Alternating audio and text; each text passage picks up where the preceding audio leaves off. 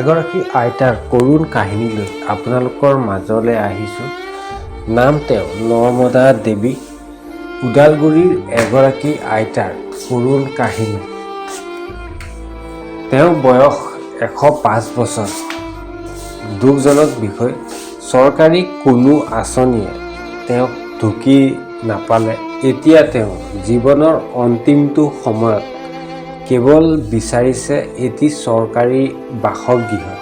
সেয়া সম্ভৱ হৈ উঠিবনে? চৰকাৰে যিগৰাকী আইতাৰ নাম নৰ্মদা দেৱী, এই জীৱনৰ অন্তিম কালত চৰকাৰে তেওঁৰ পিনে চকু মেলি চাব জানো?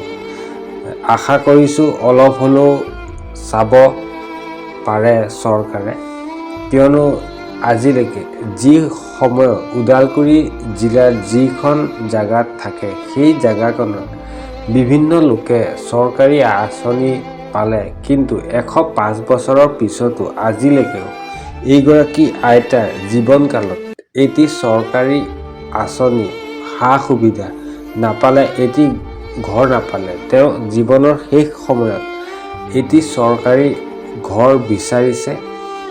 দুখৰ বিষয়, তেওঁৰ জীৱন শেষ হোৱাৰ সময় আহিছে, কিন্তু তেওঁ এতিয়া এই অন্তিম সময়ত বিচাৰিছে এটি চৰকাৰী পকী ঘৰ। যাতে সম্ভৱ হৈ উঠক, ভিডিঅ'টো শ্বেয়াৰ কৰক।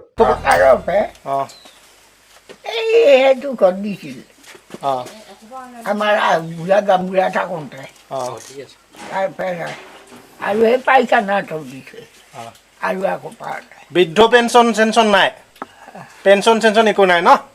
পেঞ্চনৰ 2000 টকা তেতিয়া দিছিল, এতিয়া নিদিয়ে? এতিয়া দিয়া নাই। আজি 4 বছৰমান আগতে এই সৰুতে নাইকিয়াটো বাপক মাক মচি